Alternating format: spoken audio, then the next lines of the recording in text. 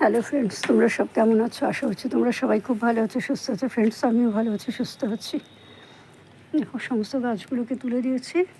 এই দেখো, ওই গাছটা পড়ে গেছিলো, পেছনে গাছটা, এটা না। গাছে কুড়ি এসে গেছে, এবার ফুল ফুটবে। এই দেখো, লঙ্কা গাছে আবার কুড়ি এসেছে, ফুল এসেছে, আর দুখানা লঙ্কাও হচ্ছে।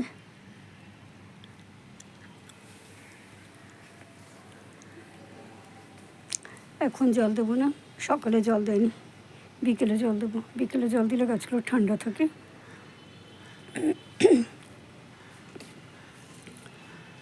আর কিছুক্ষণ আগে গিয়ে আমি এখান থেকে ধনে পাতা তুলে নিয়ে গেলাম। এই যে এখানে ধনে পাতা হয়েছে, একটা ডালি আছে, আর এখানেও কিছু আছে। ধনে পাতা তুলে নিয়ে গিয়ে ফুলকপি করেছিলাম, ফুলকপিতে দিলাম। ফুলকপিতে ধনে পাতা না দিলে খেতে ভালো লাগে, একদম স্বাদ লাগে না। ধনে পাতার স্বাদটাই আলাদা।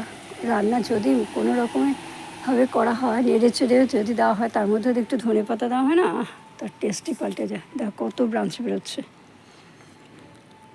ভেবেছিলাম তুলবো না, থাক তুলবো না।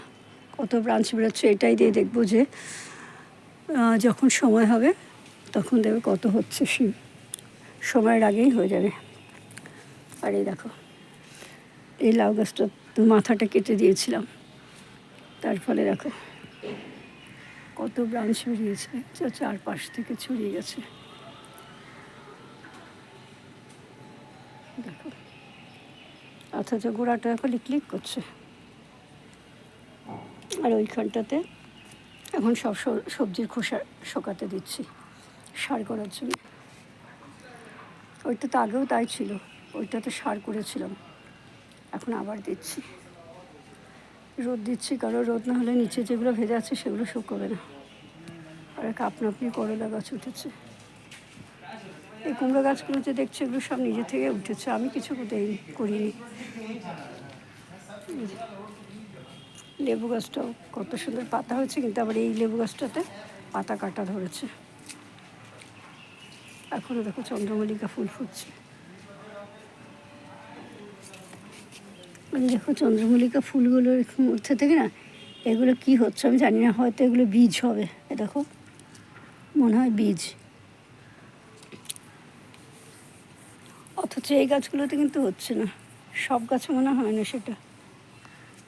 এই গাছগুলো তো রেখে দিয়ে বছরের পর বছর ধরে এতেই হয়ে যায়। আর দেখো, সর্ষে শাক হচ্ছে।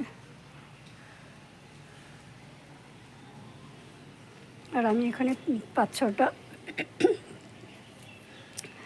শিমের বীজ আর ঢ্যাঁড়স বসিয়ে দিয়েছি, ঢ্যাঁড়সের বীজ বসিয়ে দিয়েছি। আজকে তো রবিবার, আজকে তো সূর্যের বার, আজকে তো তুলসী আছে, জল দেবো না। দেখো গাছগুলো কেমন ছিমিয়ে গেছে। সব বিকেলে দেবো, হয় বিকেলে না হলে রাত্রে। আর দেখো, পালং গাছের গোড়াটা কত মোটা। এখান থেকে আবার বীজ হবে, এই বীজই লাগাবো। এখানেও রয়েছে, এগুলো সবই লাগিয়েছিলাম শীতকালে, আর তখন আর খাওয়া হয়নি। এত কিনে নিয়ে আসা হচ্ছে, খাওয়া হয়নি। এগুলো কী করে আমি রেখে দিই, অফ সিজনে খাই। পাঁচমিশালি শাকে খুব ভালো লাগে খেতে। আর এই দেখো, সমস্ত থোড়ের খোসা ভিজিয়ে রেখেছি সব গাছে দেবো বলে। কালকে ভিজিয়েছি,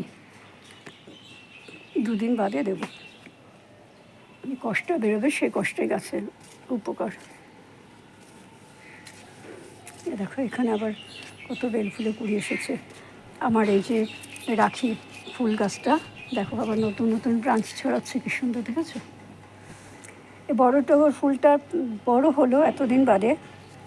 এইখানটাতেই রাখি ফুল গাছটা রয়েছে, কিন্তু ফুল এখন আসলো না। আর এইখানটাতে দেখো উড়ে আসছে, মাথা দিয়ে না, সাইড দিয়ে, যেমন আম গাছের মুকুল হয় সেরকম। আর দেখো লতানো গাছ, লতিয়ে যদি ওঠে তো ভালোই, তো ক্ষতি না।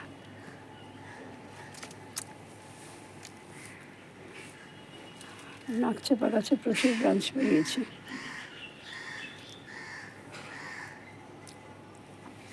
এখানে পাতাগুলো সব খেয়ে নিয়েছে পোকাতে, 2-3টে পোকা মেরেছে এই গাছটা থেকে।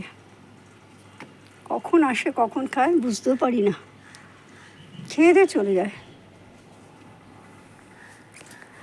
আর আমি দত্তপ্রিয়া এখন শান্ত হয়ে আছে, এখন আর কোনো ফুল টুল কিছু নেই। ঠিক আছে ফ্রেন্ডস, আমার এই ভিডিওটা তোমাদের কেমন লাগলো অবশ্যই কমেন্ট করে জানিও। তোমরা ভালো থেকো, তোমাদের আজকের দিনটা ভালো কাটুক। শুধু আজকের দিন না, তোমাদের প্রতিদিন যেন খুব ভালো কাটে। দেখো এখনও আছে ছোটো ছোটো দুটো আম আছে, সব আম পড়ে গেল। এখনও দুটো আছে, সেই দুটো হলো আমার চৌবাচ্চার ওপরে। দেখো আমার চৌবাচ্চার ওপরে দুখানে রয়েছে।